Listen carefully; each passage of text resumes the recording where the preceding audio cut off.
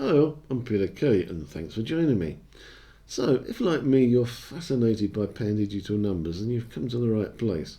This channel is all about them, and in this video I thought I'd take a look at some that involve the higher powers. And no, I don't mean divine intervention, I mean numbers that are raised to a power. Take this number for example. It seems ordinary enough, but when you square it you get a number that contains all 10 digits. It's Pandigital in other words. Here's another example. And there's actually several others if you look. These two, though, are rather special because the numbers on the left-hand side taken together also contain all 10 digits. And when I saw this 40 years ago, it blew my mind, and I've had a fascination for Pandigital numbers ever since. So, imagine how pleased I was when I found a similar pattern with the cubes.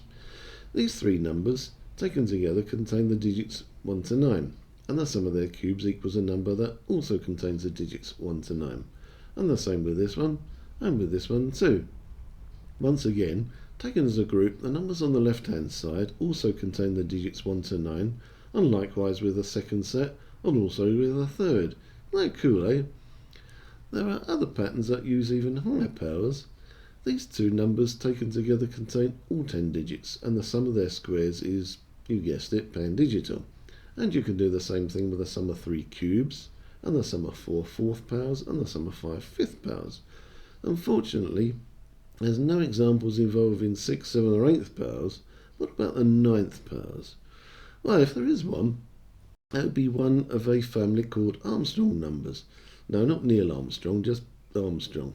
Don't ask me why, I really no idea. 153 is an Armstrong number because it equals the sum of the third powers of its digits. A 4-digit example is 9474, and the fifth is 93,084, and so on. There's many larger ones, and in fact there are some with even more than 30 digits. But what about a 9 or a 10-digit Pandigital example?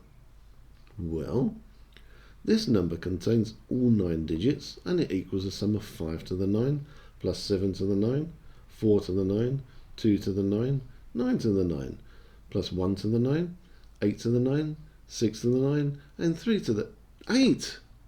Oh my goodness, how disappointing is that? Sadly, it turns out there are no 9 or 10-digit Pandigital Armstrong numbers. There are other numbers that are sort of related to Armstrong numbers. Call them ordinary numbers if you like. I don't actually know what their real name is. They're like the Armstrong numbers, except the roll of the power and the base digits are reversed. 4624 is such an example, and that's because it equals the sum of 4 raised to the powers 4, 6, 2 and 4. So again, are there any 9-digit Pandigital examples? Well, this number would be if it equals the sum of these powers, but sadly it doesn't. But it does equal the sum of these powers. And again, that digit 8 goes and spoils everything. Thankfully, the digit 8 doesn't spoil this example. It's a Pandigital number that equals the sum of the powers of numbers that run in the sequence 1, 2, 3, 4, 5, 6, 7, 8, 9, 0. I guess it's a bit of a pity that the powers are also not consecutive, but consecutive powers are possible. In this one, the base digits go from 1 to 9 and the powers go from 4 to 12. And in this one, the powers go from 1 to 9, same as base digits. There's actually a few examples like this, and I personally prefer to write them such that the base digits are in the same order as the sum on the right-hand side, like this, and again like this. And you can arrange them any way you like, of course. In fact, I found a rather nice way to arrange one particular set. Let's imagine this is a distant star with 9 planets orbiting around it. Now, if we number the planets in this order, then we'll have set up a cyclic arrangement such that, well, starting from 1, raise that to the power of the next number in the circle, 8, and then add the result to 8 raised to the next one, and so on, all the way around like this. The sum of all the powers is a Pandigital number. There's only one other example like this, so as a challenge, see if you can arrange the digits 1 to 9 around the moon in the same cyclic manner so that the sum of the powers equals this. The sum of powers isn't always Pandigital, of course. Most often it just adds up to some unremarkable number. But I did find a few where the sum equals a perfect power, which is a bit more interesting, and this number equals the sum of Pandigital powers in 6 different ways. There's actually a rather pleasing way to arrange these sets, something I always try to look out for. And here it is. If you look carefully, each circle in this pattern contains the digits 1 to 9, both as a power and as a base digit, and the sum of each circle is always the same, 1094,207. If you like large numbers, then higher powers of Pandigital numbers themselves can be quite interesting, but much more difficult to find. The fifth power of this one, for example, equals a number where each digit is repeated 5 times, and the sum of the 10th power of these two equals a number with 90 digits, that is decapandigital. The digits are repeated 10 times. I also found a pair of numbers where the sum of squares is doubly pandigital, and the sum of the fifth power of the same numbers is also pentapandigital.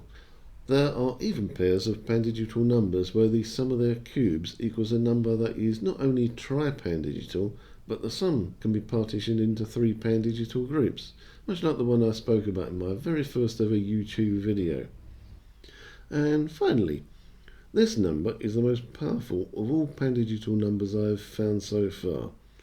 Its cube equals the product of these 3 pandigital numbers, and its 4th power equals the product of these 4 pandigital numbers, and its 5th power equals the product of these 5, and its 6th power equals etc, etc.